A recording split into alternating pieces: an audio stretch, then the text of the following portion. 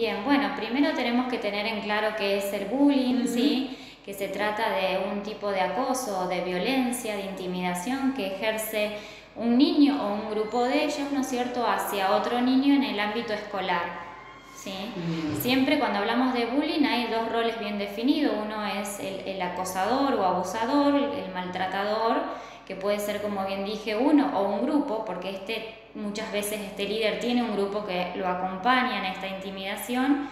Y por otro lado tenemos la víctima, ¿no? El que es abusado o acosado, ¿sí? El que sufre, ¿no es cierto?, este maltrato, que puede ser, generalmente es verbal, emocional o físico, puede llegar también a ser físico, ¿no? Bien.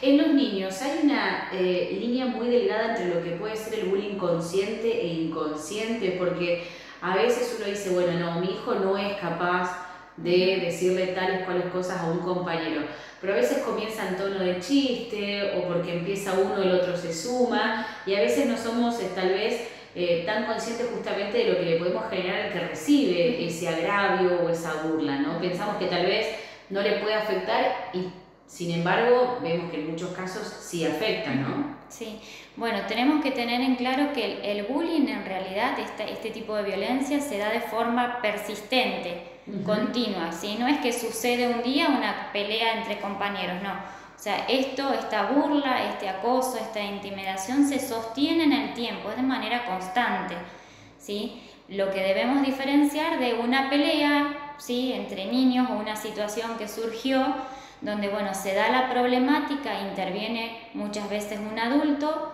y los ayuda a resolver este problema, ¿sí? Bueno, ¿qué pasó? ¿Qué te dijo? ¿Qué te hicieron? ¿Cómo lo podemos solucionar? Y ahí se termina, ¿sí? Bien. Entonces, eso es una pelea, una discusión, algo que puede surgir entre los niños, pero que es en ese momento, ese episodio, y termina. El bullying en realidad, en cambio, es una constante o continua de maltrato, de insultos, ¿sí?, de burlas, ¿sí? Y en realidad hay como una edad de comienzo, ¿sí?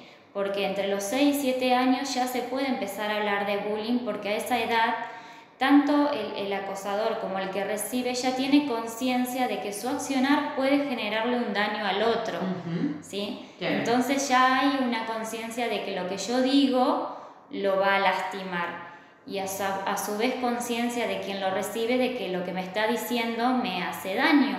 Ya puede detectar que esa burla o ese empujón o lo que sea, ¿no?, le genera un daño. Entonces ahí hablamos ya de bullying, cuando se realiza conscientemente, ¿no? Bien. Como papás, ¿cuáles son los síntomas o las alertas que nos pueden indicar que mi hijo, que mi hija es víctima de bullying? Bueno, el bullying en realidad afecta tanto a lo físico, a lo emocional, ¿sí?, lo mental y lo conductual. Lo primero que se ve muchas veces es esta modificación en la conducta, donde o pierden el apetito o aparecen trastornos en el sueño, de que tienen pesadillas, se desvelan, tardan para dormirse, empiezan a tener miedos a dormir, quizás también empieza mucha ansiedad, la tristeza y la vergüenza, ¿no es cierto?, por ser víctima de estas burlas y demás. Irritabilidad, se ponen más irritables, más molestos. También aparecen estas conductas de que de golpe no quiere ir a la escuela, o no quiere ir a deportes, o no quiere compartir. En realidad lo que buscan es aislarse de aquello que le genera daño. Entonces es como que ya no buscan tanta sociabilización.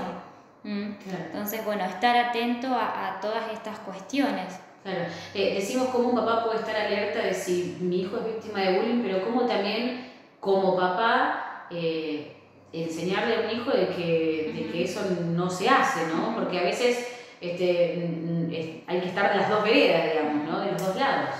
Sí, sí, digamos, siempre tenemos que estar atentos a aquello que sale de lo normal de nuestros hijos, ¿no? Si siempre es un chico que estuvo alegre y que le interesaron las cosas y que estuvo motivado y de que quiso juntarse, si de golpe empieza a cambiar todas estas conductas, bueno, algo le puede estar pasando, ¿sí? Y lo mejor es concientizar a estos niños, ¿no? En la educación, concientizarlos de que esto de burlarse no está bien, esto de que le podés hacer daño al otro, ¿sí? Buscar que empaticen, ¿sí? Que se pongan en el lugar del otro. Yo creo que ese es el camino para formar a nuestros niños, ¿no? Y que no lleguen a estas situaciones. Bien, hubo un caso que obviamente se hizo sentir en todo el mundo porque fue justamente, no aquí en nuestro país, de un niño que hasta llegó a quitarse la vida, un niño de 12 años. A veces pensamos que un niño de esa edad no lo va a hacer y sin embargo, como habrá sido el nivel, ¿no? del maltrato que habrá recibido, que lo llevó a tomar una decisión tan drástica. Obviamente que esto se puede prevenir, ¿no? Y que con esto que estamos mencionando, si se llega a tiempo, un niño puede ser tratado y, bueno, obviamente prevenir todas estas situaciones, ¿no? O al menos el extremo al que se llevó en este caso puntual.